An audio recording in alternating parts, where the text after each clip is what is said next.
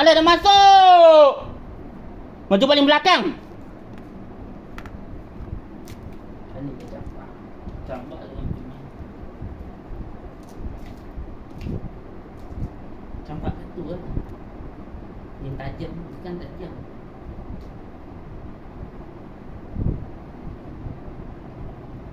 Mesti tu asal gangster yang cakap.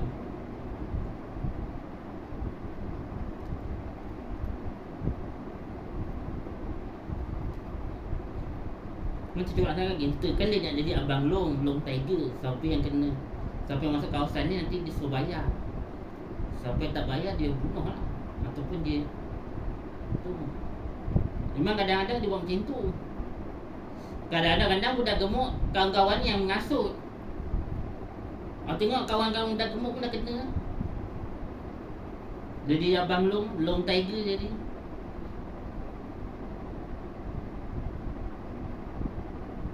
Budak gemuk, kawan budak gemuk. Dia dah masuk kumpulan ni dia, gangster. Kumpulan gangster dia dah masuk.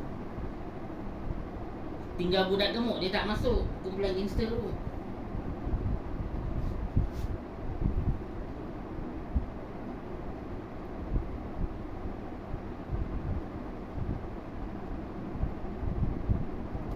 Dia macam-macam dia suruh nanti benda tak elok buat.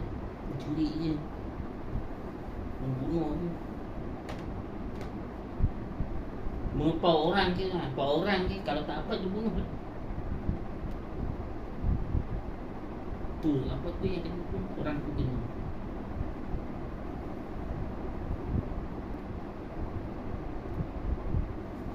Lepas tu dia patutlah cucu asal susahnya. Betul betul masuk.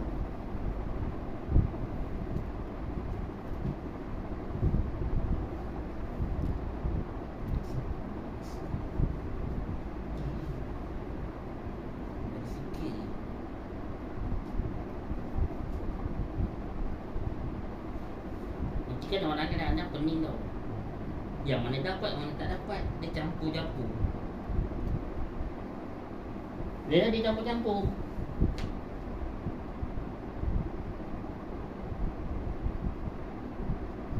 Orang kalau dah keliru, tak boleh lah.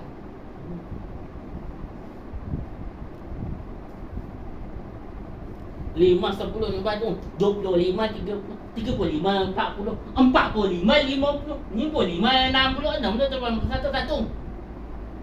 5, 10, 25, 30, 35, 40, 45, 50, 55, 60, 70, 80. Faham tak? Jangan tegur. Ada kalau ada CPS zaman. CPS zaman semua saya terima.